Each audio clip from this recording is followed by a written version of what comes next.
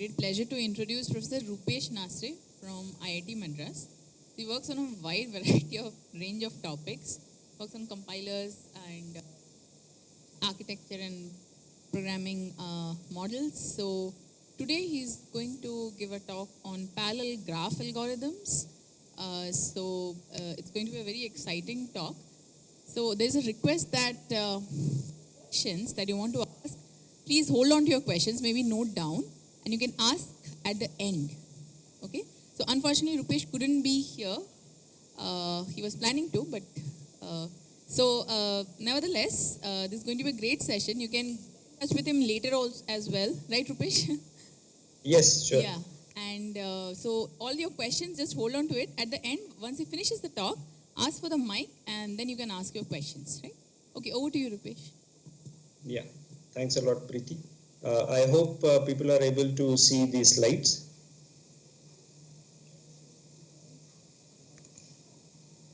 Yes. Are the slides? Yeah, okay, thanks. Okay, so my apologies first of all that I could not come in person, although I was planning to. I booked the tickets, but for some reason my flight got delayed. Was rescheduled, and I was reaching Kanpur late in the or early morning, I would say. Therefore, Preeti and Ashish sir kindly agreed that I could give this talk on Skype. So please hold on to it, but I'm sure we'll have some interesting discussions along the way. So let me introduce with the graph algorithms, and so I belong to this lab called Programming Languages Architecture and Compilers Education Laboratory, and there are a lot of interesting work that we have been trying to do. And I'm thankful to both Preeti and Ashish sir for allowing me to be part of this HPC Winter School. Okay, so let's start with graphs. So graph looks like this, and where do we encounter graphs? If I would have been physically present there, I would have asked you where do you see graphs, but since I'm remotely looking at this, I'll just say that we encounter graphs not always in the physical form, sometimes in a less natural form.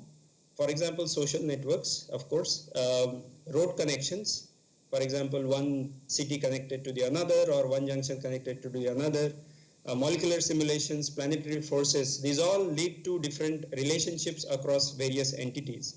And these relationships essentially give rise to graphs.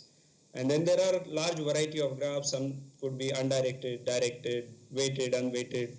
Some could have cycles, some may not. Some are hierarchies, etc. So there are different properties of those graphs, but by and large we are talking about arbitrary graphs here.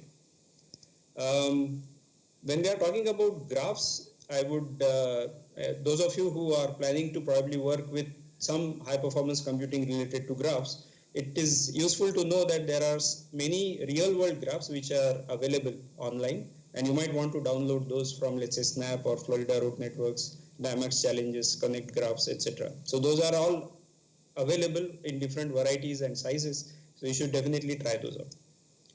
The question that comes up is, why do we treat them separately? In the sense that why can't we just treat them as matrices or something like that? The important aspect about graphs is that they provide structural information that is embodied inside the application.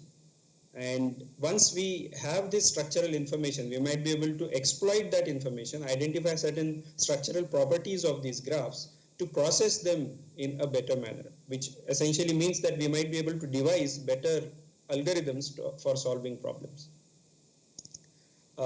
In general, there are a lot of challenges that graph algorithms pose compared to the counterparts, let's say, related to linear algebraic formulations. For example, there could be load imbalance across different threads when they are operating on different parts of the graph. A typical way in which you will see graph algorithms being processed in parallel is that threads are assigned to different nodes, as you can see on the slide that there are these different nodes of different colors. A thread might be assigned to different threads might be assigned to different nodes. Thread operates on that vertex.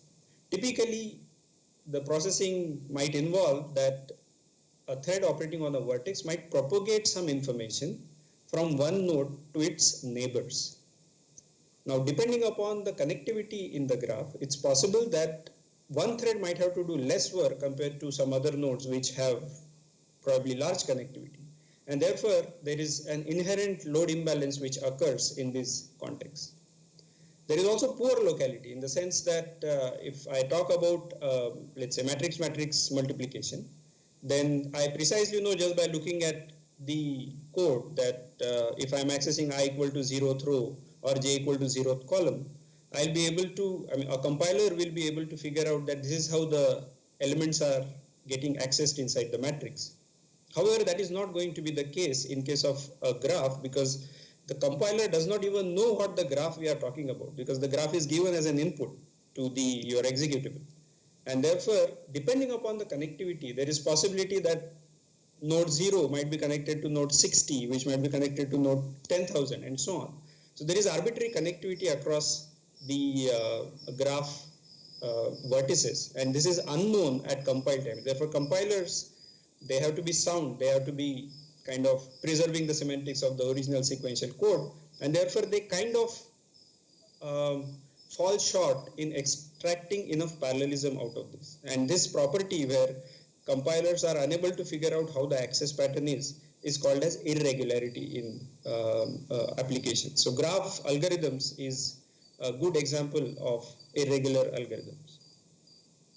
So as I was mentioning, in general, we do see graphs everywhere, such as social networks. This is a control flow graph, which is derived as a representation of the program. So you have some statements which are bunched together as something called as a basic block. And then from one basic block, you go to the other. There might be a condition, there might be branching, there might be loops, so there might be packages, etc. This leads to a graph representation of the original program. This can be very useful when you want to identify certain properties in, for example, in compilers. As another example, molecular simulations, biological networks, etc., where, let's say, different proteins are represented as vertices, or different enzymes are represented as vertices, and their interactions are modeled as a relationship between them. And therefore, this can also be represented as a graph. And then we can talk about various algorithms, various ways in which biological phenomenon can be modeled as graph algorithms. And as I was mentioning, various road networks such as India or even airline road networks can be represented as graphs. Since we are talking about an HPC workshop and we are talking about graphs, I think scalability is something which you must have heard multiple number of times during this winter school. Sorry, I am in Chennai, where currently summer is going on, and hot summer and hottest summer are going to come later. So, okay, so in case of scalability, I'll just give some brief examples. For example, when we are talking about a social network such as Facebook, we have billions of active users. And to put that in perspective, India's population is less than the number of users on Facebook. And if I have to find out, let's say, some top people in the world in, let's say, in a social network, I might require some sort of algorithm to efficiently find out this information. And that top is application dependent, in the sense I might find out the richest people in the world, or I might find out the people who have largest connectivity in the network, or I might be able to figure out, okay, these are the most crucial people from an advertising perspective. I'm an advertising agency and I want to target a few specific people because I have limited budget, but which people should I target such that the spread of my information, the spread of my advertising is the largest. So such aspects become important when we are dealing with large amount of data. Another way, when I'm trying to model, let's say, galactic simulations or Milky Way, right? So there are large number of stars again, and I'm trying to identify some mathematical formulation such that based on certain criteria, whether there exists a possibility of an, let's say, alien or something in universe. All of this requires modeling multiple, this might look like Star Wars movie, but these are real applications which people use in various application domains. Another aspect is, for example, human brain, where there are billions of neurons, and I want to identify certain patterns in how the neurons are fired, etc., to check what parts of the brain get active, what parts are dormant, etc., to figure out whether I can simulate this activity into a computer. Just to give a small anecdote, if I have to find out the importance of a node, there is an algorithm called betweenness centrality. And if I run it in a sequential manner on even a million node graph, 10 to the power 6 nodes in a graph, that itself can take several weeks on your machine, right? So this is a good indicator that we would definitely require to reduce certain computations, and our parallel computing HPC, distributed systems, multi-core systems, GPUs, etc. All these come into picture when we are dealing with these large amount of data, and more so in the context of graph algorithms. So how do we really handle these large graphs? There are multiple ways in which that can be handled. For example, you might have learned about MPI in this school. So graph can be partitioned into different parts, and then different parts can be given to different nodes in a cluster, and then exchange or communication across these cluster nodes can help us compute the information that we want. I can also talk about external memory algorithms, wherein the graph is processed sequentially on a single machine or a single node, but the partitions are processed sequentially. Because the graph is large, I might not be able to fit that into memory. So what I'm going to do is to take some small part from disk, load it into memory, process it, and push it back into push the result back into the disk and take the next part and process it. These are called as external memory algorithms, which might be helpful in such a context. I can also talk about compression on graphs. Now, what I mean by that is not only that you are compressing the graph and storing it, let's say, on disk or in memory, but I'm also talking about that you are not allowed to uncompress the graph while processing. So you take the graph, compress it, store it into memory, which is limited, and then on this compressed graph you perform the operation. So your compression algorithm needs to be aware what kind of processing is kind of allowed to be done on this compressed data, right? So this is a challenging problem. Sometimes application-specific compression schemes have also been developed for this. Another more theoretical aspect is we maintain the graph core, which means that for a particular algorithm or for a specific set of algorithms, I'm interested only in certain parts of the graph, which means that I might not be interested in certain specific vertices or certain specific edges, so I need not load them into memory. I can just delete them from the graph and get a smaller core of the graph, which is specific to this set of applications. For example, it might be the case that I'm running, let's say, MST algorithm, and if there is a cycle, the largest weight edge I might be able to remove, right, from a cycle, which is still guaranteed to give you MST without any approximation. So these are different aspects which we need to worry about while handling large graphs, which are related to the storage aspect. When it comes to time, I might as well be able to talk something in parallel, where I can say that in a multi-core distributed or GPUs or a heterogeneous system, I require to process this graph. And another aspect which comes very similar to the compressed data is about the approximations, which mostly we will not be talking about. Okay, so we'll focus more on the parallelism, and we'll also focus more on the GPUs part. Various approaches exist to extract this parallelism out of the graph algorithms. One way is just manual parallelism, which means that I explicitly code that this is the vertex, I do all the malloc allocations, and I specify what the links across different vertices should be, how the parallelism should be encoded, that this particular vertex should be given to these threads, and so on. So I do that manually myself, let's say using P threads or something. So that is an approach which is definitely going to be useful, but also it's going to be a little more challenging with respect to implementation. This is what we'll most probably do when you are dealing with an HPC course and you have assignments in a particular language. The second aspect comes as libraries, which means that there exists some framework which provides a certain library which you can link with. And there are certain classes or certain API which are provided by this library. And your job is to not implement all of these, but just use those library function calls. And that becomes much more productive because these are already optimized for graph processing. The third aspect, which is slightly more higher level, is a domain-specific language, which means that you have a language for specifying graph algorithms.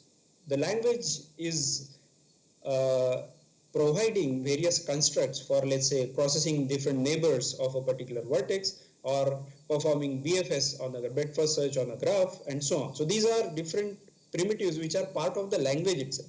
And when I talk about domain specific language, this means that it can only specify operations from a particular domain. For example, you might not be able to write a primality testing program in a domain specific language for graph algorithms. So there are domain specific languages, DSLs, for this also. And as you would imagine, the productivity goes on increasing as you go from manual to libraries to DSLs, and the performance kind of reduces as you go in this direction, which means that for getting a good abstraction, you might have to pay some penalty in the context of performance.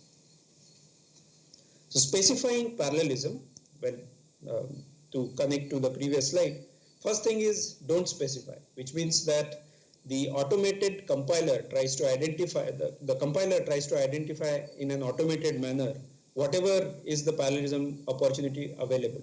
This is possible for nice matrix-based algorithms where the access patterns are determinable at compile time, but not always specifically for irregular applications such as graph algorithms. Another way is implicitly specifying parallelism. For example, I can talk about aggregates, aggregate functions, which are internally parallelized. A library-based approach fits well into this. And similarly, the third one is explicit parallelism, where I myself code up exactly what I need to do. So pthreads, MPI, CUDA, these all are explicitly parallel implementations.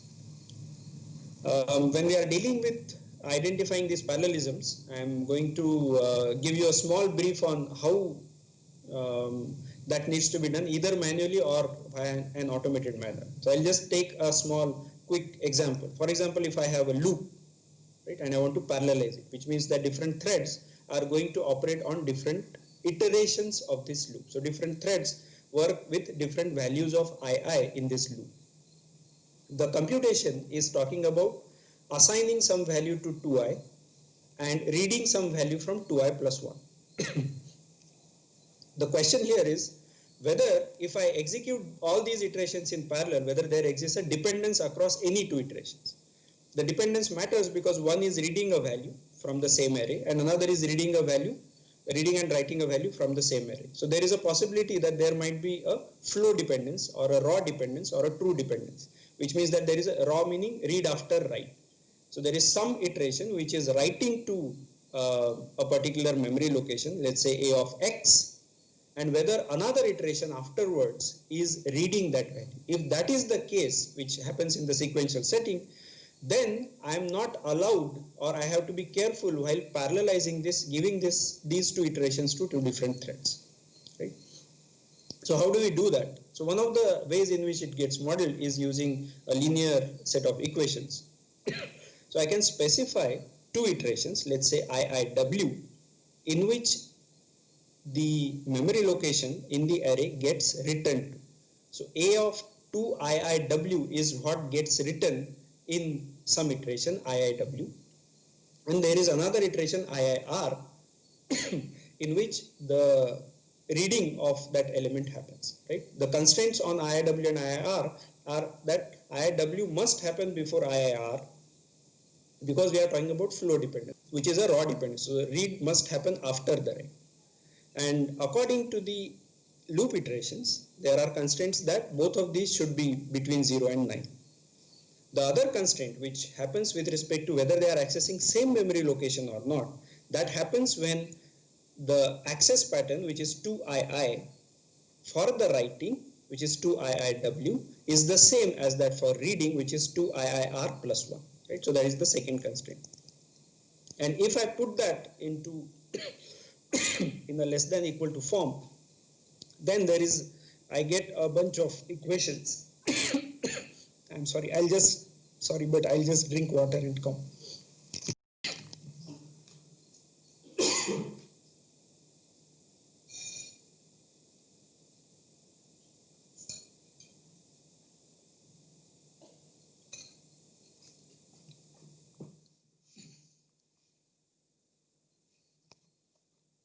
Yeah. So, sorry for that. All right. So I get a bunch of equations, And those equations, I can give it to the off-the-shelf solver, right? So what this solver is going to do is to take these equations and put it in a matrix form, and I can just solve this set of equations.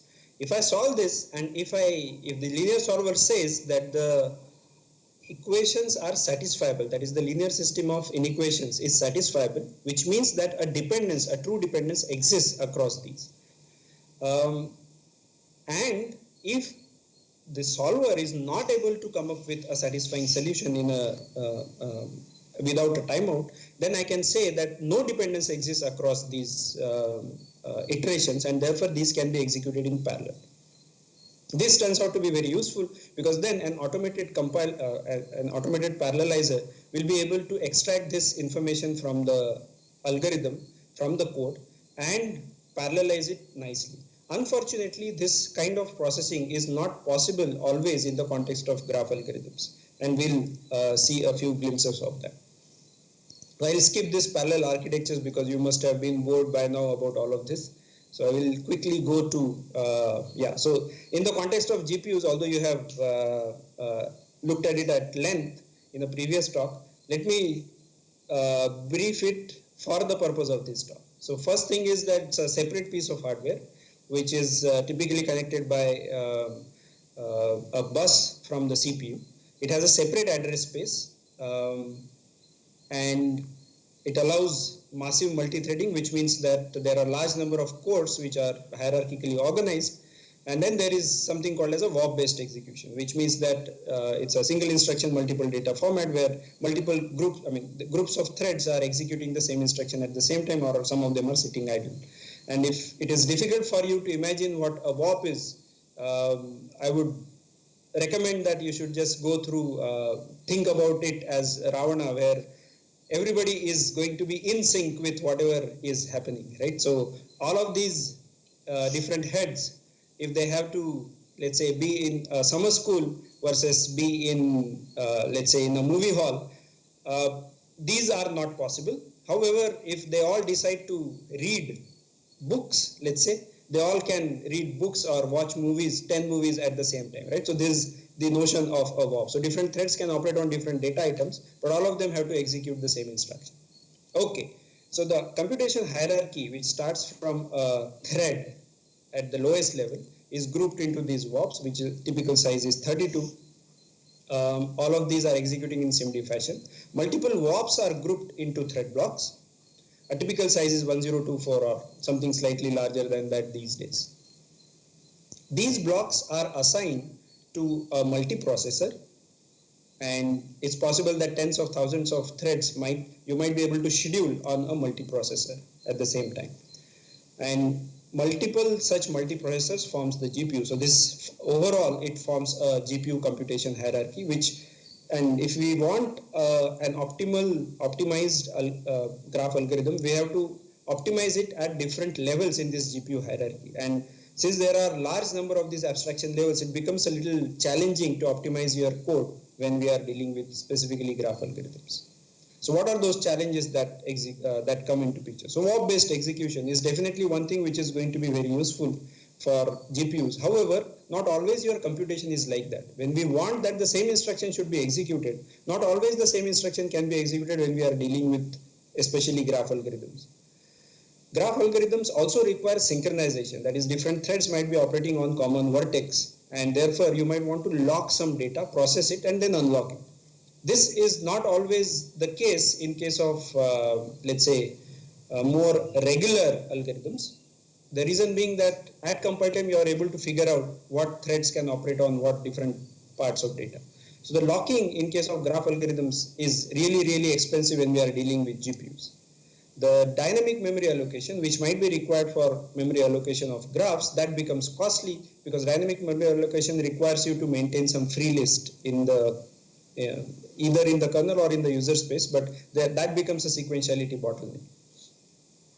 Also, the caches are very important when we are dealing with regular codes. However, the data cache really does not work well in the context of GPUs, because especially in graph algorithms, because the access pattern is irregular. Plus, there is a limited cache and the large number of threads, it kind of reduces the amount of memory that is available per thread. And then there are a lot of programmability issues which come up because we are talking about different address space. So you have to copy your data from CPU to GPU, results back from GPU to CPU. Of course, there is some unified space which you can use, but still you will have to model it as part of your computation. There is low recursion support, which is quite, because many graph algorithms, tree algorithms are naturally modeled using recursion. There is a very complex computation hierarchy which we saw, and the memory hierarchy is also exposed to the programmer, which means that the not only the DRAM but also the scratchpad memory, which is the cache, part of the cache, that also is exposed to the user. And imagine your regular CPU code, C code, which you are trying to model, okay, let me put it into this particular place in the cache and so on. So your code, which is probably originally your algorithm might be just 20 lines of textbook algorithm, but if you want to optimize it across all of this, your algorithm might turn out to be maybe 500 to 1000 lines of code. Right? So that adds a lot of challenge while dealing with the GPUs. Right? So I'll skip this part, which is very similar to this, but the last part, the last two parts, the thread divergence and uncoalesced memory accesses, these are kind of very important from the perspective of graph algorithms, because we expect that threads do not diverge, right? All the threads inside a WOP, they should execute the same instruction, otherwise they sit idle. They cannot, two threads in a WOP cannot execute two different instructions. So the work done per node, since different threads are operating on different vertices and different vertices have arbitrary connectivity, it's possible, the way we were talking about load imbalance, that can lead to thread divergence. So one thread finishes faster, another is still waiting for it to and therefore it is waiting for the another thread to finish it.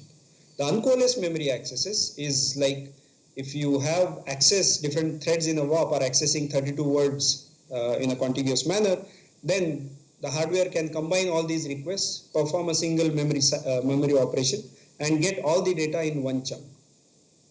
This requires that the accesses are coalesced. When we write for I equal to 0, I less than n, and so on, in a CPU, in a matrix-based formulation, it becomes very easy because the data is also kept in memory in that manner. But as we were discussing, node 0 in a graph might be connected to node 60, which are actually separated by a large distance, and therefore coalescing becomes an issue when we are dealing with graph algorithms.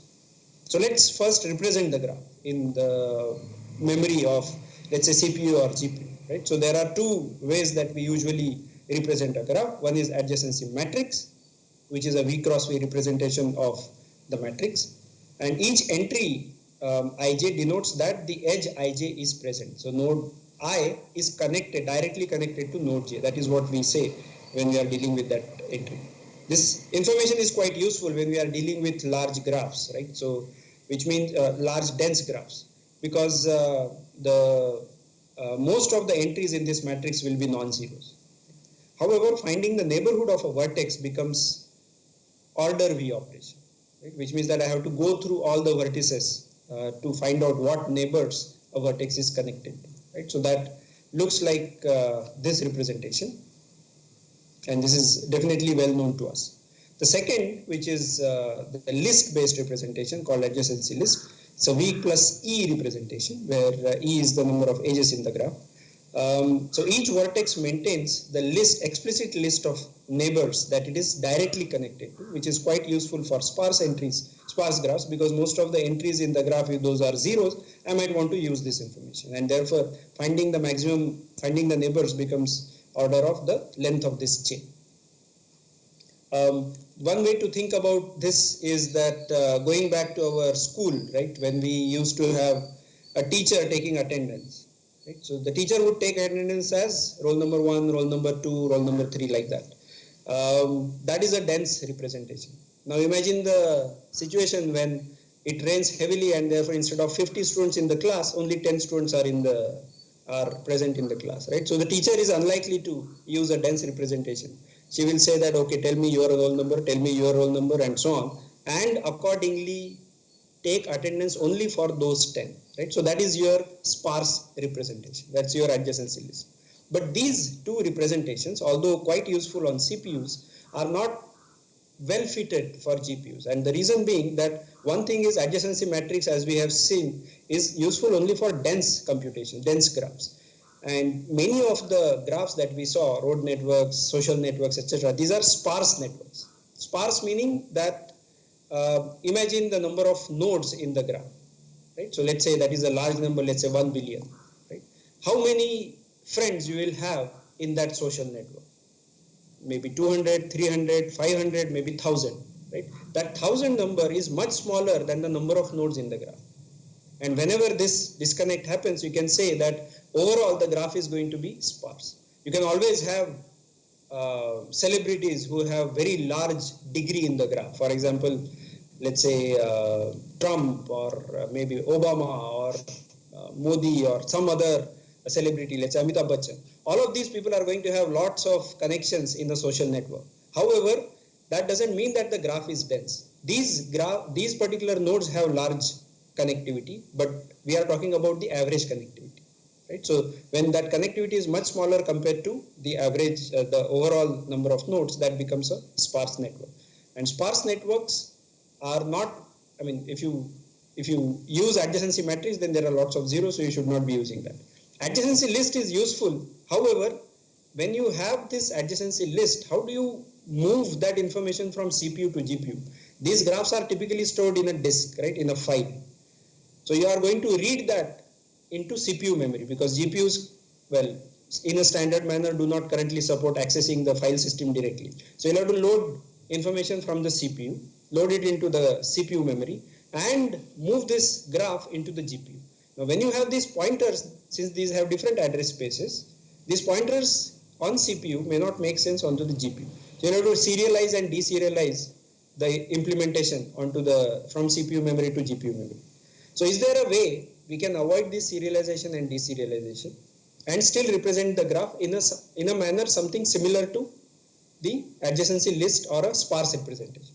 So those lead to something called as, let's say, COO format, coordinate list format, or edge list format. So what you do is, one way is that we just maintain the pairs of source destination, which means that if a graph representation is like, if the example graph is what is shown on the left top corner, then I just stored 0 to 3, 0 to 4. These are the edges that are present in the graph, right? So that is a sequential representation which I can have to represent the graph. Another way is similar to adjacency list, but what I'm going to do is to concatenate these lists. And instead of using pointers, I'm going to use offsets. So the way it is going to look like is that, so on the, okay, let me try this one. So this particular array is the offset array, which means that this stores the offset of the elements which are present in the second array. The second array is actually talking about the destination vertices. So 3, 4 are the destination nodes of 0's starting address. So it is connected to 0. So 0, the entry here is not talking about the node 0, it is talking about the offset 0 in the second array. Right? So at 0th offset, 3 and 4 exist. At offset 2, 3 and 5 exist, which are the neighbors of node number 1. So this is entry number 1, whose offset is 2 in the second array, which means that node 1 is connected to nodes 3 and 5, which are specified here. Right? And so on. For example, the offset here is 9. So 9th entry in this mentions the destination nodes for the vertex number 5 here.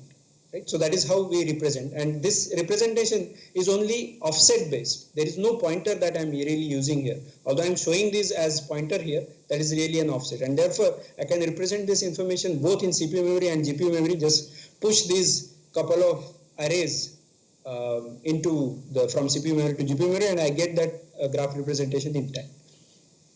So this is quite useful for such data transfer. So let's talk about when we are dealing with the parallelization of these graphs, what happens in the context of graph algorithm. So I might have some processing being done on a particular node, let's say A in this. In that, I'm usually going to process some neighborhood of A. In this case, I might process this blue part, which is nodes B, C, and D. So all of this forms a neighborhood of this node. And there could be multiple threads operating on different vertices. So different threads lead to different neighborhoods in this network. These different neighborhoods, if they do not overlap, right? So for example, neighborhood of A and neighborhood of E, these do not overlap, and therefore I might be able to process these two in parallel. In contrast, the neighborhoods of G and J, they overlap, and therefore I should be careful while processing these two threads in parallel. This neighborhood is dynamically decided, which means that it is not available at compile time. Based on how these are processed, it leads to something called as topology driven versus data driven processing.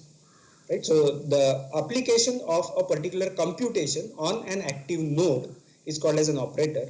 Right? For example, in shortest path, the operator is look at the distance of A, distance of its neighbor, and distance of A plus the edge weight, and update the distance of B depending upon whichever is smaller, the existing distance of B or A plus the edge weight. That defines an operator for shortest paths. You might have a different operator, for example, for computation of page rank, betweenness centrality, minimum spanning tree, etc., different graph algorithm. So that defines our operator. And then there is how that operator is defined, that defines the kind of processing. So topology driven processing means that you are processing all the nodes in all the iterations. Right? Topology driven processing means you are processing all the nodes, all the vertices of this graph in all the iterations. Even if there is some work not to be done at node D, I'll still assign a thread to it, which means that that thread is going to sit idle. So only 4 threads in this network are going to process in this iteration. Maybe in the next iteration, some other nodes get active, and therefore those will get processed in the next iteration. In contrast, data-driven processing keeps track of what are the active vertices. Right? So that, similar to our graph representation, topology-driven processing is like adjacency matrix representation, where everybody is stored, right? Even if only a few neighbors are there, all the neighbors are stored for a particular vertex. Similarly, in topology-driven processing, I am processing all the nodes all the time. In data-driven processing, I am processing only the nodes where work needs to be done, which means that these are active nodes. So I am going to process only A, E, G, and J. I am going to store only these, and only 4 threads are going to be launched while processing in the current iteration. In the next iteration, I need to change the thread configuration. So this leads to data-driven and topology-driven, and both of these are useful in different contexts. Many algorithms are implemented using topology-driven processing. When I am dealing with data-driven processing, since I need to keep track of what nodes are active, I need to maintain some sort of a list or a work list for maintaining this information about the active nodes. So overall, we see that the data-driven processing is definitely work efficient because you are processing only the active nodes, whereas topology-driven processing performs some extra work.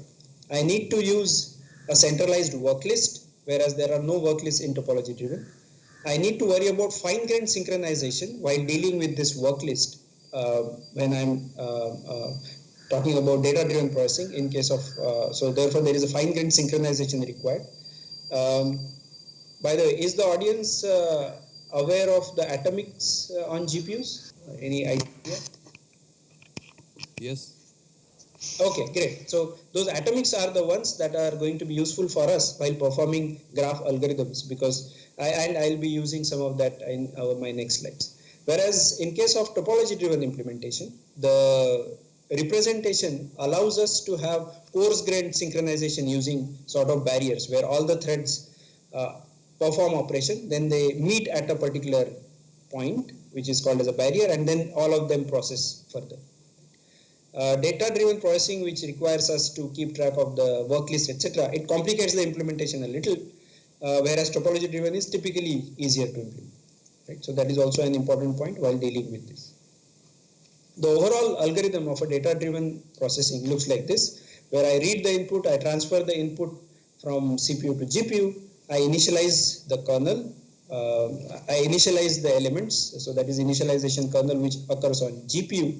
Then I initialize the work list, which means that, for example, for shortest path algorithm, I might have to push the source node into the work list. So that becomes the initialization. Initialize kernel is setting all the vertices distances to, let's say, infinity, right, in case of shortest path. And then there are two work lists which I'm using here instead of one, which is the WL in work list for reading, and work list out, which which keeps track of the active vertices for the next iteration.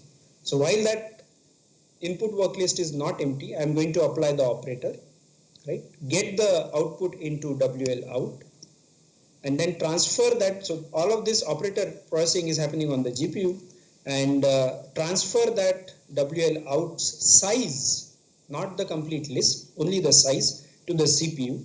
I clear the input work list, and then I swap the two. Instead of copying WL out to WL in, I'm going to just swap the pointers, and then I go back into the processing, and until that work list becomes empty, I process this.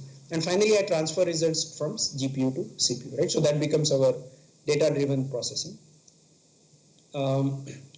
This particular part needs to be repeatedly done. That is our kernel, right? So this, that operator becomes the kernel. This processing is what we need to usually optimize on. So let me show that one particular processing of kernel into this in a more like pseudocode format, but CUDA code is very similar to this.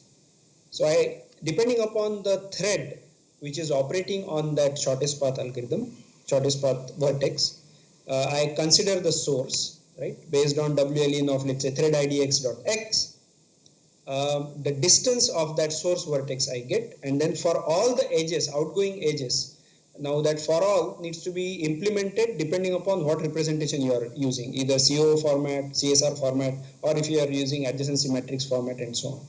So for this particular edge source destination weight, I find out the distance of the destination node, and I calculate the alternate distance of the destination, which is the destination source distance, source vertices distance plus the edge weight.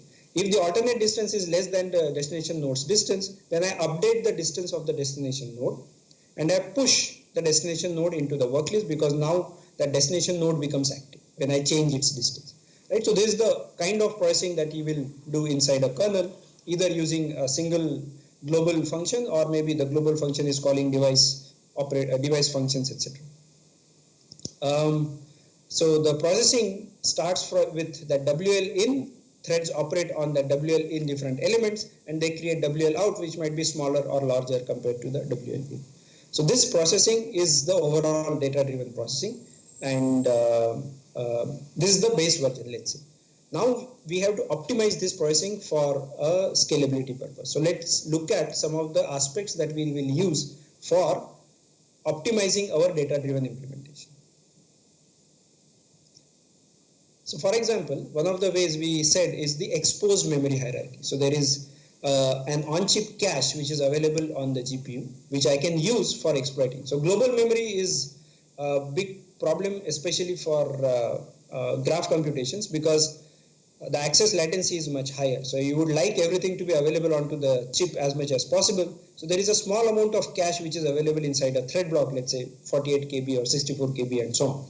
So that much memory, is it going to be sufficient for us to do something useful when we have large number of threads? So one way of dealing with that is that we can maintain a local work list inside a thread block in the on-chip cache. So there is a global work list WL. I copy that into the local work list, process it, and then use WL out to store the information there. Now one might wonder that, well, how is that going to be helpful? Because you are just increasing the overhead by copying it to WL local and then processing it there, but that doesn't help us in general. Caching is helpful when there is a reuse. So this large cycle here, this means that I am not going to only process the vertices that were assigned originally, but I am also going to process the neighbors of those vertices, and maybe the neighbors of the neighbors, and so on. Depending upon what I set as the threshold, I might process a larger subgraph rather than a particular vertex inside a thread. And that is quite helpful, because I have computed the distance of the destination node now in my previous slide, for example. Let me go back to that previous slide, right? So I have computed the distance of the destination node here, right? And I have that information available now. What I need to do is to just use it to process its neighbors. The way the current SSSP operator I am showing on the slide, it updates the distance and then waits for the next iteration of this operator from the CPU to process this particular distance to be pushed into its neighbors. But I can do that right away using this local work list. So that is what I am showing in this particular slide. So that is one way of exploiting the GPU based. So this is very specific to the GPUs, right? So we don't have any access to what kind of information I can push into the cache, but this on the CPU. But on the GPU, definitely I have that luxury, and we should exploit that to get the optimized performance. The another kind of way we can do is that if you look at the amount of work that gets done in graph algorithms, typically the computation work is really small. There are a lot of memory accesses which are happening when I'm trying to access, for example, distance of a source node or distance of a destination node or an edge weight. All of these are stored inside main memory. And when I'm trying to access it, that is going to add latency to my computation. The amount of computation that I do, for example, the algorithm that I showed, is going to be very minimal. I'm going to do one plus operation, and maybe I'm going to do some sort of index offsetting, etc. There is one comparison operation which I'm doing. So the amount of computation is less, the amount of memory access is large. Is it possible that I can improve this ratio? So one of the ways it can be done is that I can have maybe give a sufficiently large amount of work to a thread, right? And if the thread can reuse some of the memory computations, it might be able to do better. One way of doing it is processing the subgraph. Another way of doing it is that I can assign multiple elements to a thread, right? So if the thread launch overhead, although it is minimal, it can add up when we have large number of iterations. So you would like to have multiple chunks of work given to a particular thread, right? So therefore each thread performs operation on multiple vertices rather than a single one. How do you do that? In case of data driven, since the elements are stored inside a work list, I need to extract that information from the work list. So each thread is operating on that shared work list. So I need to synchronize across threads. I can use an atomic to extract out an element from the work list. So if I use one atomic per element to be extracted, I require order of E atomic instructions across different threads. But I can do better because I don't need to really extract one element. I can extract multiple elements out of it. And if I do that, then I can use order of T atomic. So each thread just does a single atomic and gets as much chunk as possible, process it contiguously, and be done with the information, right? So that is order T atomics. Note that order T atomics may not preserve load balance, which might be preserved for atomics per element. And overall, however, when we reduce the number of atomics, the overall synchronization also reduces. There are other ways in which you can perform. For example, you can do without atomics, perform a prefix sum of operations where each thread identifies what chunk of the elements it is going to extract from the work list using some sort of cooperative execution, which is diagrammatically shown here, right? Where there are two threads are operating they are coordinating in parallel and figuring out what is the offset at which it should be extracting information from the work list. So that requires some sort of synchronization after every step, right? So two threads operate, then four threads operate, then n number of threads operate, then n by 2, n by 4, and so on. So you require order of log T barriers for processing this information, right? And depending upon how your what are the sizes of your data elements plus number of elements, one particular mechanism might work better than the other. But it's worth trying out all of these mechanisms. I'll skip work donation, but I'll in detail, but I'll skip briefly mention it. So when we are talking about load imbalance across different threads, one way of dealing with it is that if there is a worker thread which has large amount of work to be done, that is, it's operating on a vertex and that vertex has large out degree. Let's say Amitabh Bachchan's vertex, and that is a large out degree for that vertex. So the thread is going to take a large amount of time to process all the neighbors.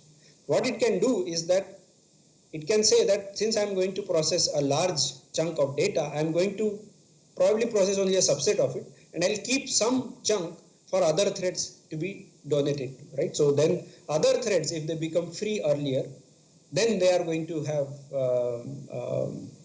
time to process this donated work, right? For example, the other thread might be operating on, let's say, an IIT faculty member, right? IIT faculty member is likely to have very small number of connections compared to Amitabh Bachchan, and therefore let the thread which is operating on an IIT faculty member is going to extract the work from the other thread and process it. So that donation kernel can be nicely modeled, may not be across the whole GPU, it can be done that way, but it becomes little efficient if we can model it inside a thread block, because you have nice sync threads barrier which is available for you inside the thread block. So I create a shared memory for inside a thread block as the donation box. Each thread determines whether it should donate. For it to figure out, it needs to know the average load per thread. So different threads communicate with each other to figure out what is the total average and the number of threads, and that I can figure out the average thread based the average load. Based on the average load, if my work assigned to me is going to be much larger than the average load, then I am going to decide to donate. That means that I am going to push elements into the donation box, and then the operators are going to start executing on these, and once a particular thread finishes, it is going to look at the donation box. If it is not empty, then it's going to extract information from it, right? So that is going to be the emptying of the donation box after the actual operator corresponding to the work is done, right? And we require a couple of barriers to make sure that the processing is in sync. So that requires sync threads at appropriate places. So it definitely improves workload imbalance, and if implemented properly, that is, we have implemented at the thread block level rather than across the GPU, that can definitely improve, because your shared memory is fast cache, the barriers are also fast, and therefore this processing of donation turns out to be quick. Yet another aspect which comes into picture when we are dealing with large graphs, which might require a large number of iterations, is to check if you require different configuration of the kernel when we are launching the different threads. For example, in many graph algorithms, the processing is not uniform across all iterations. It kind of increases in the initial iteration and then tapers off and remains low for a large number of iterations. This kind of behavior is quite common in graph algorithms, and therefore it doesn't make sense to have number of threads launched which is probably equal to the maximum of whatever is possible, right? So that is not really very useful, because then you can reduce the kernel launch overhead, which is low, but it can be improved. So we vary the configuration based on the amount of parallelism that is available. And how do you know what is the amount of parallelism that you require? Well, you have the input worklist size in the context of data driven. That size is going to give you how much work needs to be done, and therefore that can be exploited for improving the work efficiency. In this particular plot, I am taking one particular graph algorithm called Dillon image refinement, whose parallelism profile I am showing, but many algorithms exhibit quite similar parallelism profile. Right? So understanding this parallelism profile is an kind of offline activity. You can do that in data-driven processing very easily, but in case of topology-driven processing, this becomes a little challenging, because then you are processing all the nodes all the time. So therefore, you have to be careful, but you should definitely know this parallelism profile, which might be flat for a regular computation. Right? In all iterations, you are doing almost the same amount of work, whereas in case of irregular codes such as graph algorithms, this is going to be a challenge. So let's come back from data-driven to topology-driven. Topology-driven processing, as we discussed, it's going to operate on, it's not going to maintain any worklist. We are going to launch number of threads equal to probably number of graph elements, which could be number of vertices, which could be number of edges, etc., which could be in millions, by the way. So we again read the input, transfer the input to the GPU, initialization kernel, and then again there is a do while loop which is going to perform an operation, and there is a flag which we need to maintain, which checks if I require another operation, another iteration or not. So that processing I am showing here, where all the nodes are considered to be active and therefore all the threads operate on them. And to make sure that we terminate, we need to maintain some sort of a flag that whether work needs to be done or not. Even if there is work needs to be done at one node, we have to again do this processing. Another round of this operator needs to be executed. So this becomes our base version. Let's see what kind of optimizations we can do to perform a better topology-driven implementation. So the first aspect which comes in is kernel unrolling. Right? So instead of operating on a particular, like we were discussing in data-driven also, instead of operating on a particular node, I operate on a subgraph. Right? So if you look at this, as I was mentioning, there is also a memory-bound kernel, which means that there is little computation, plus, less than, offset computation, etc. And there are multiple memory requests which are happening, which are uncoalesced by the way. So I can increase the amount of computation by using kernel unrolling. So what I do is that instead of operating on a particular node, active node, I operate on this particular neighborhood. So I make all of these as active nodes, and one thread operates on each of these active nodes, right? So then one question that comes up is that how about this thread? Wasn't this thread, because of topology-driven processing, operated on by some other thread? Yes, that is possible, which means that the same thread here, which is assigned here, is updating some information here, possible, or the thread which is operating on this one is also updating the same node's information. So there is a possibility of a conflict which can come in, and therefore this particular statement needs to be protected. It cannot be arbitrarily written like this. This is a pseudocode, more in sequential form, but this needs to be protected using an atomic min operation. Right? So this kernel unrolling, which is quite similar to loop unrolling as we know from the CPU domain, but this is not similar to loop unrolling. Loop unrolling is probably, I would say, similar to work chunking that we saw. In this case, the hierarchy or the neighborhood also comes into picture. The structure of the graph is important. So it should not be the case that a particular thread which is operating on this node starts processing this node. The information should also get propagated. So this information is available for this node, right? When a thread is operating on this one, and therefore it makes sense to perform operations in this neighborhood rather than some arbitrary node. Right? So that improves the overall processing in this, and the information also propagates faster because you are not waiting for another iteration to happen, right? Another round of processing to happen, another operator to be invoked, and therefore the processing is faster within the graph. Any questions here?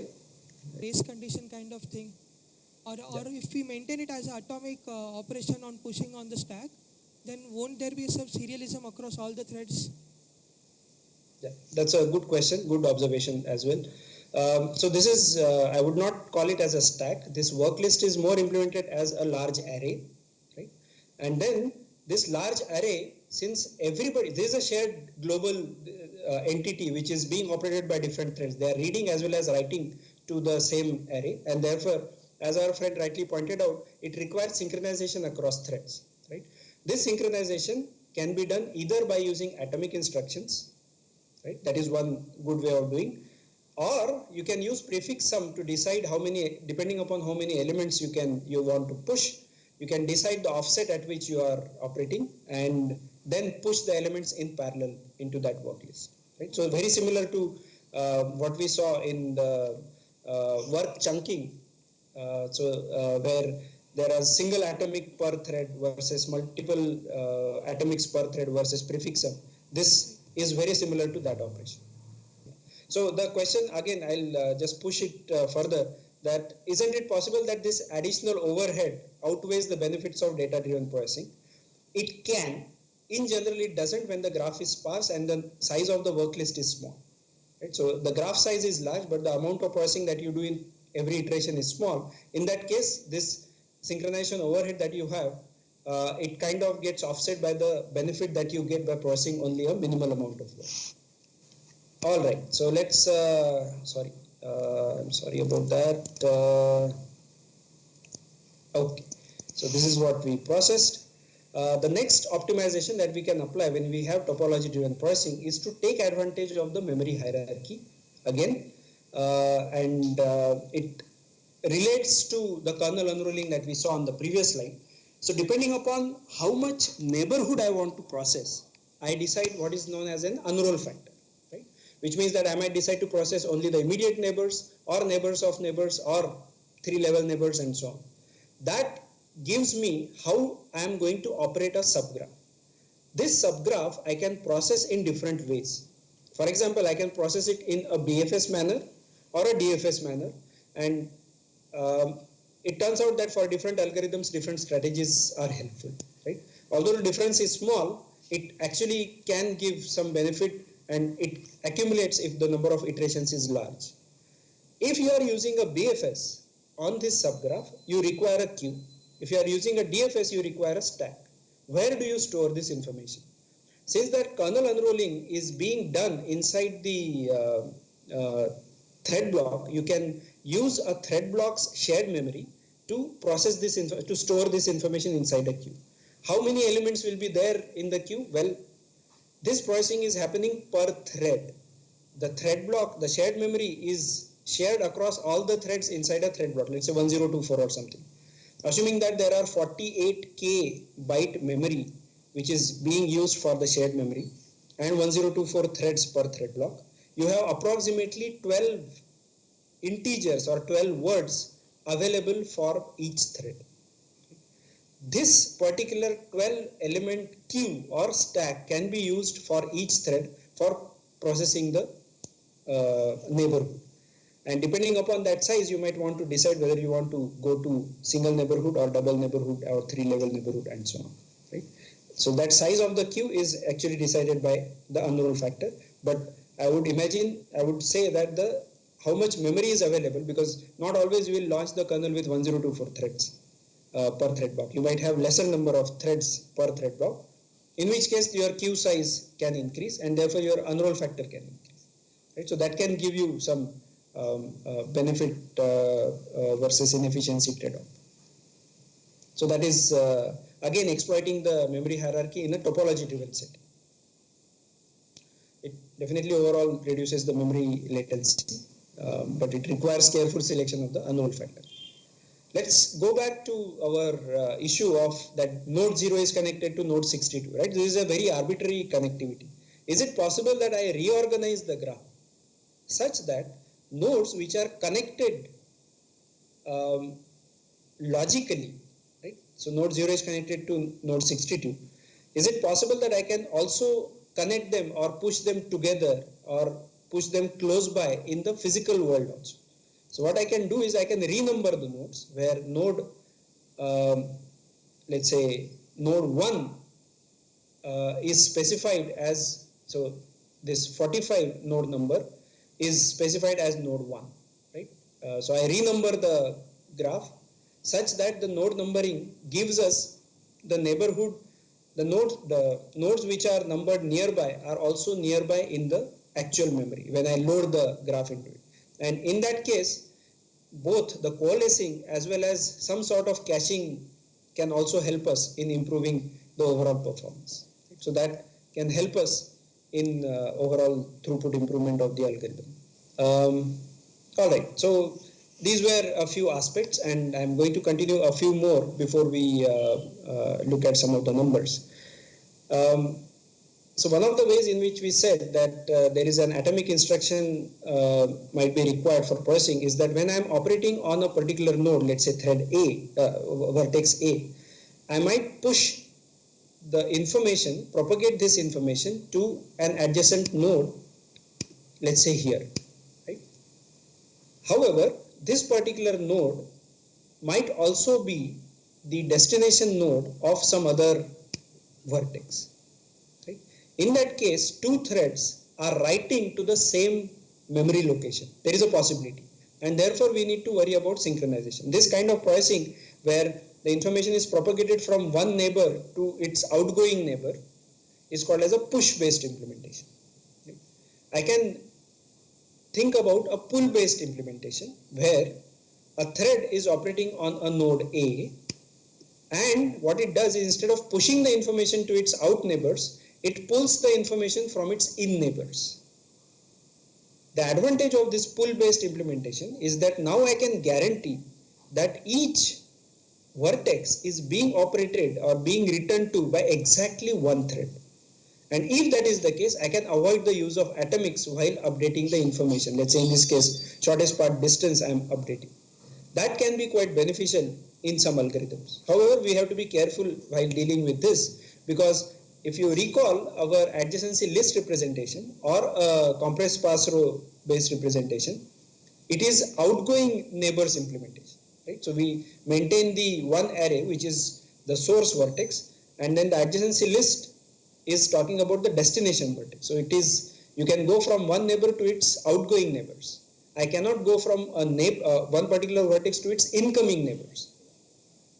So if you want to use a pull based processing, either you have to change your implementation, graph representation, to use either CSR or the adjacency list representation, but I have to change the source destination representation.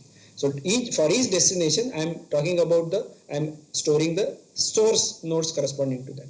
Then pull based implementation can be implemented, right? So that we should be careful about. So your optimizations might depend upon the graph representation. Similarly, there exists frameworks which store the graph in both the incoming neighbors format as well as outgoing neighbors format, and then you can possibly apply both the optimizations. When we are dealing with push based implementation, let's talk about the issue that comes up even while so when I am not using atomics, right? So let's say that there is a node which is having a current distance of 10. I am talking about, let's say, shortest path algorithm, right? If I am not using any atomics, right, and there is another thread which wants to write information from, so T5, it wants to update the distance from 10 to 5. And there is another thread T7 which wants to update this information from 10 to 7. If things happen correctly, well, T7 might execute first, it will update it to 7, and T5 might execute later, and it will update from 7 to 5, and the distance update is correct because we are interested in the shortest distance. But if the execution order is different, which can happen depending upon the scheduler, T5 might go first, it will update from 10 to 5, and when T7 tries to update, it might overwrite that 5's information to 7, right, if we do not use any atomic instructions, and therefore we can get a lost update. This is called as a lost update problem. Although I took the example of only shortest path, this can occur in other algorithms as well. However, in case of data-driven processing, we can use atomic instructions and get rid of this problem. So in this case, we'll use atomic min instruction of that is supported by CUDA, for example. However, if you are using a topology-driven implementation, right? So let's again look at this problem that your update of 5 was overwritten by update of 7. However, in topology-driven implementation, all the nodes are active all the time, and therefore these T5 and T7 are going to be active again in the next iteration, and therefore in the next iteration you will still update from T5 the value of 7 to 5. So topology-driven implementation allows us to exploit this monotonic update property of distance computation in shortest path algorithm to avoid the atomics and still be able to get the correct answer. So these are exploiting certain properties of the computation to implement such an. Similar thing will happen in BFS, but then there are better ways in which you can implement BFS, for example, level by level, instead of going for such a mechanism. So what the point here is that you might want to change the processing in a different way for a graph-based algorithm, but sometimes you might also want to exploit certain properties of the graph algorithm computation itself to improve the synchronization. Right? There are several graph algorithms which, for example, when we tried to implement those in our group, we got sufficiently large speed up compared to sequential CPU implementation. And I'm sure you will be able to do that when you implement all these optimizations. Okay, a quick question. Identify this celebrity.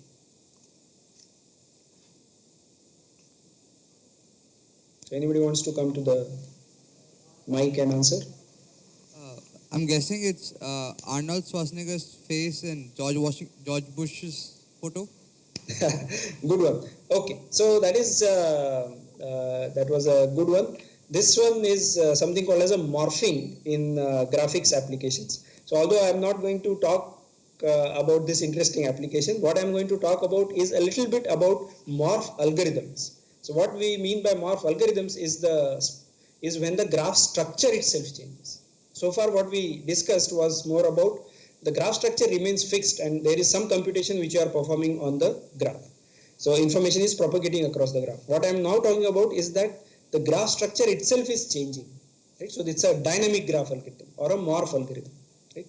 Do we know any examples of morph algorithms that occur in practice? Well, there are lots.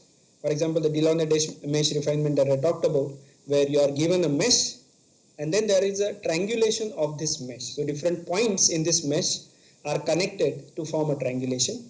And this triangulation needs to be reformulated. For example, if I look at this particular part, I might want to remodify it to fit such a structure. So that is a update of the mesh structure, right? So that gives rise to a dynamic or a morph algorithm. Similarly, this particular set of statements is talking about pointers and various addresses. I can model it as well as a graph problem and updation of information. For example, there is flow of information from B to star P, where P is actually pointing to A, right? So there is information flow from B to A, and then there is another information flow from A to C because of this statement. So that can also be modeled as a graph problem, which is from compilers. Then I can talk about survey propagation. Survey propagation is actually something which deals with identifying how, let's say, epidemic spreads in a network, or how the rumor spreads in a network, etc. But interestingly, it gets used for solving SAT problems. So the CIs, the blue boxes, are constraints. For example, in a 3-SAT formula, you will have these constraints, and then each constraint is associated with certain variables. And the dotted lines indicate that those are negated variables. So you can represent a SAT formula using a graph algorithms and seed them with certain values and propagate them and perform some computation to figure out whether the formula is probabilistically satisfiable or not. Right? So that algorithm is called as a survey propagation. Right? So and then of course more classical graph algorithms such as minimum spanning tree, shortest paths, etc. So you can see that there are large domains from where graph algorithms come into picture. Once you model them as graphs, then all our graph primitives, all the processing that we have studied so far, all of that becomes very useful for processing all these graphs. So how do you deal with such graph algorithms, morph algorithms? So some of the challenges that occur when we are dealing with morph algorithms is synchronization again. We have to, now since the structure itself is changing, so far we said that the graph is static, so I could just process it arbitrarily, but now the graph structure might change. When I'm operating on a particular vertex, that vertex might disappear from other thread, or when an edge weight is being looked at, that edge weight might change by some other thread. So I might want to use something similar to what we have done in CPUs, for example, logical locks.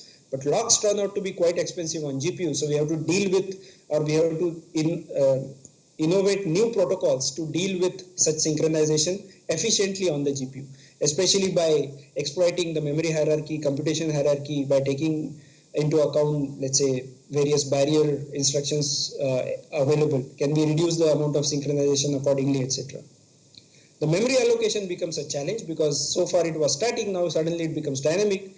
And if I have to allocate memory on the GPU, I can use malloc on the GPU. There is some heap available on the GPU, so you can use malloc on GPU. But malloc, as we discussed, has to maintain a free list, and therefore it is currently a little slow.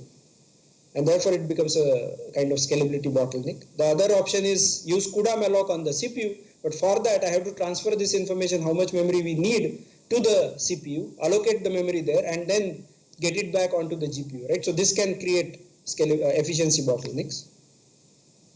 Load imbalance is not only now different across different threads, but it also goes on changing as the algorithm progresses, because the graph structure is changing. Earlier, whatever had less number of edges, outgoing edges, now might have large number of edges, and so on. So all of these aspects make the complications much, much bigger. So if at all you are interested in more challenging problems, you should definitely work with dynamic graph algorithms, right? There are lots of different aspects which we have come up with in the context of not only we, but several other groups in the world, which can be nicely grouped into computation related optimizations, memory related, and the synchronization related aspects. For example, in case of synchronization, I might decide to avoid the synchronization altogether. What are the situations in which you will be able to do that? Or I might want to coarsen the synchronization, where instead of using atomics, I might want to use barriers. Right? And then there are other mechanisms which I will not get into. In case of memory related operations, we looked at, for example, kernel transformations such as kernel unrolling. I can group data items together, for example, work chunking. I can exploit the memory hierarchy to take advantage of on-chip shared cache, etc. In case of computation, well, the first thing that comes in is that which algorithm you are using. You have to choose a proper algorithm to make sure that it fits well onto the GPU regime. For example, on CPU, it's likely that you will use Dijkstra's algorithm for shortest path. But on GPU, actually it is not, or even on CPU in parallel, it's not the best algorithm to go for because it has limited parallelism. Right? You are using a priority queue where you are extracting only the min at every time. To maintain the properties that Dijkstra gives, that whatever you have relaxed so far, that is the optimal distance. That is not possible if you change from heap to something else, right? So you might want to relax that constraint, but increase the amount of parallelism so that the overall processing still takes lesser amount of time. For example, Bellman-Ford's algorithm turns out to be a better fit for massive multi-threading based on processing such as GPUs. I can sort the work, which improves the thread divergence, but then sorting itself has n log n complexity. But is there a way I can do better? Well, I don't really need a full sort. I just need some sort of bucket sort. I can do that in a single linear pass over the input. But I might have to do it dynamically as the work changes. Work chunking we saw, computation and communication overlap. So while one kernel is executing, let me use the PCI Express bus to keep the data ready for the next iteration so that I don't have to wait for the next iteration to happen. Right? So that overlap of computation and communication is another classic way of improving this parallelism. And I need to follow the parallelism profile, and I should do pipeline computation, etc. So all of these are various optimization principles. And what we have found out, and others have also found out, is that these are critical for high performing irregular computations. What this means is that if you want a high performance, you cannot avoid doing this optimization. It won't be the case that you take a textbook graph algorithm or a highly optimized CPU implementation, port it onto the GPU, and it will suddenly give a high performance. That is unlikely to happen. You have to spend time in improving your GPU computation for taking advantage of the GPU specific aspects. I'll briefly talk about the approximations. There were two aspects which we talked about. Since I have, I think, around 7 minutes, I just spent some time on the approximations. We talked about two ways in which large graphs can be modeled or can be their processing can be scaled. One was storage related, another was time related. And within time, we talked about parallelism, and another was approximation. So I'll just spend one slide on this one. For example, I can perform approximations in various aspects. Not always I want the exact answer. Not always I'm interested in exact shortest path. It doesn't matter, for example, if you are going from IIT to, let's say, IIT Kanpur train station, right? I'm not so much bothered about whether distance is 10 kilometer or 11 kilometer. Right? That approximation is still helpful for me. When you are, for example, booking Ola, it gives you some estimate. That estimate can be off by, let's say, 10 rupees, 20 rupees. It is still okay. Right? So we do have applications where such approximations are useful. So there are simple techniques which you can use for approximating, which can help you find a quick answer. It's also possible that you might find an approximate answer first and refine the answer later. For example, the way, JPG images get loaded in a browser. First you see a blurred image, and then suddenly different parts of the image get cleaner, right?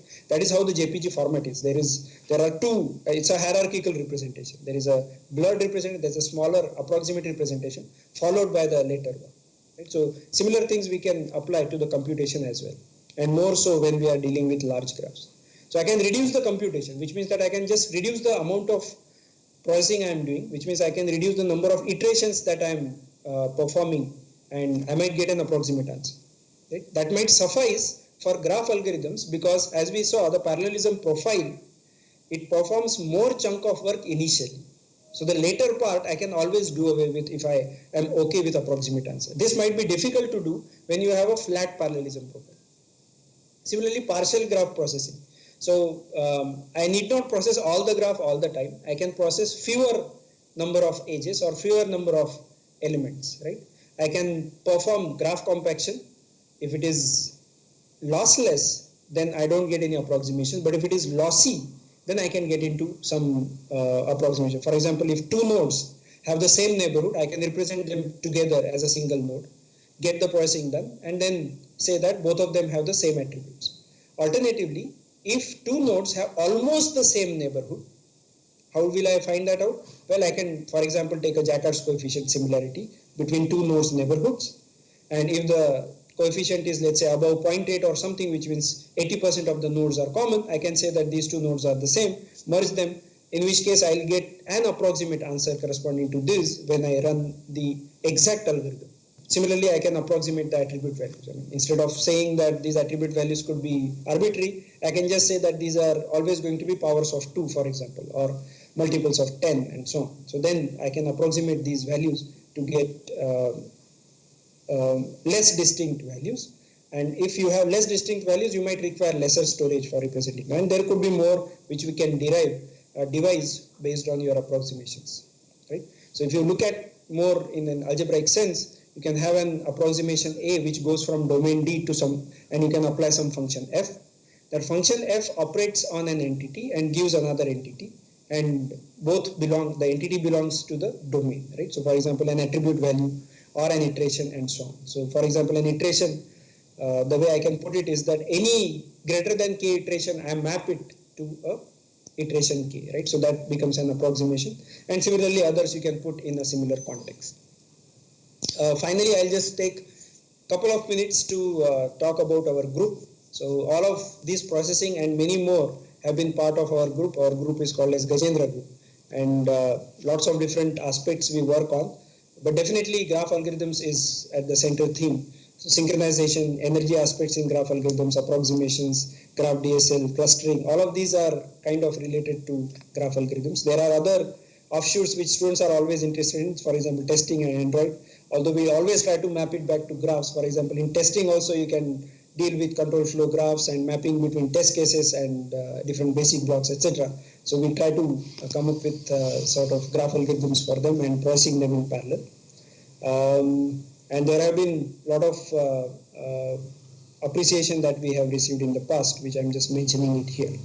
So finally, I would like to thank again Preeti and Ashish sir for inviting me to this. And if there are any questions, we can take those up now.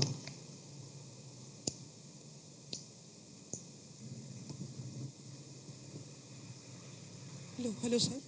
Yeah, go ahead.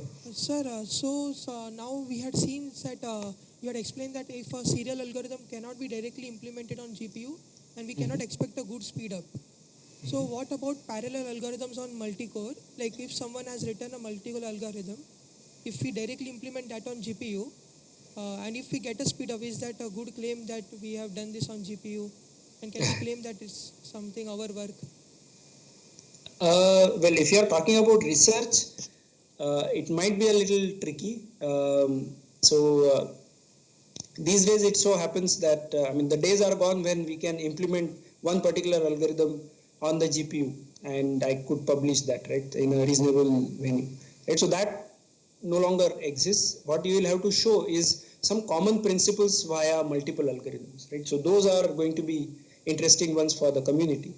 Talking about if there is already a parallel algorithm existing on CPU and you do it on the GPU, that is still possible, but you have to make sure that you are able to show enough non-triviality in that parallel, in that translation.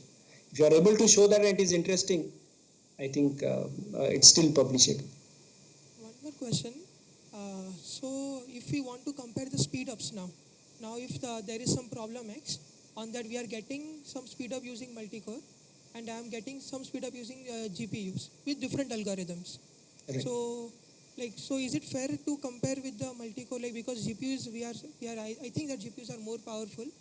Then if GPU gets 40x speed up and if the multi-core version gets some 5x speed up, can we tell that the GPU algorithm is better than the multi-core one?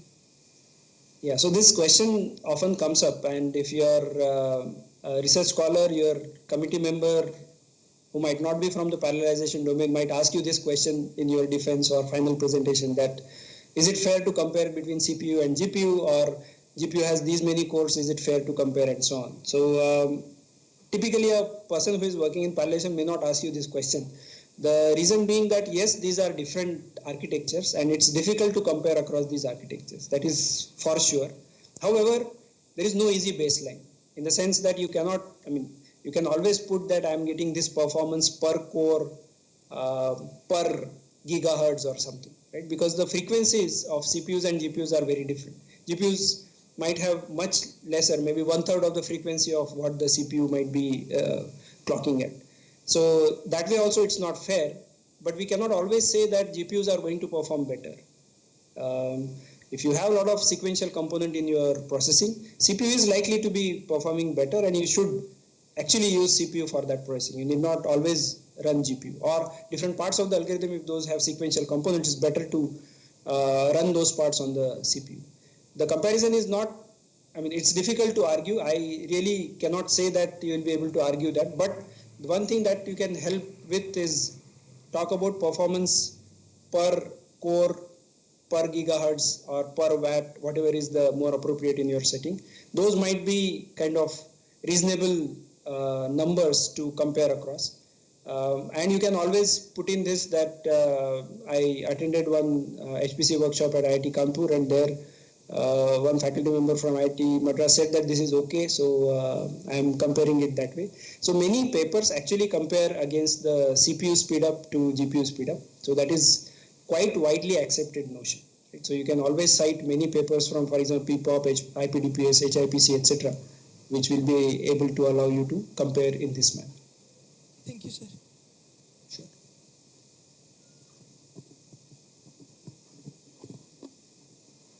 You mentioned something about dynamic graph theory. Can you mention similarly anything state of the art from the graph theory which is happening right now?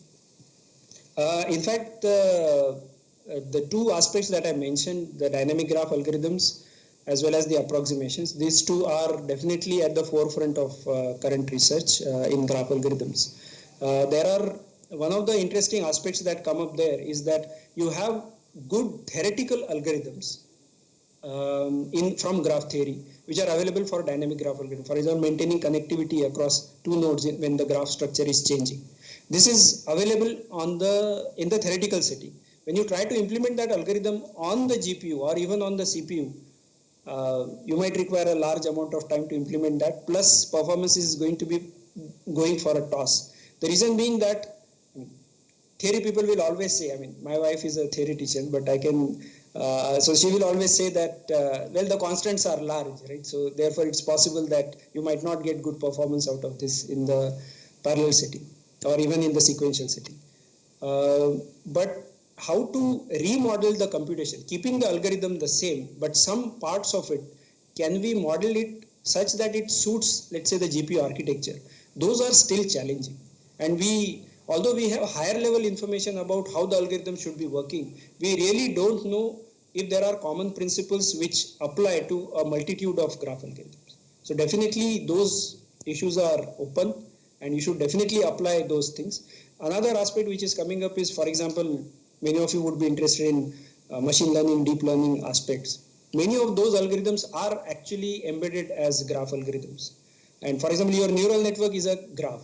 Right? So when you are propagating information across neural network, you can optimize those libraries on the GPU or even on the CPU. Of course, some implementations do exist, but I think there is large amount of work which is getting done in the intelligent systems domain, and modeling that efficiently on the GPU is definitely something which our HPC people need to come forward and apply. Rupesh, I think there are no more questions, and you Sure. have been thanking us. In fact, we should be thanking you. So I just wanted to make that point, should not be missed. So it was a really nice lecture, and I think your absence was not really felt. Thank you. Okay, so shall we disconnect? Preeti, you want to make some?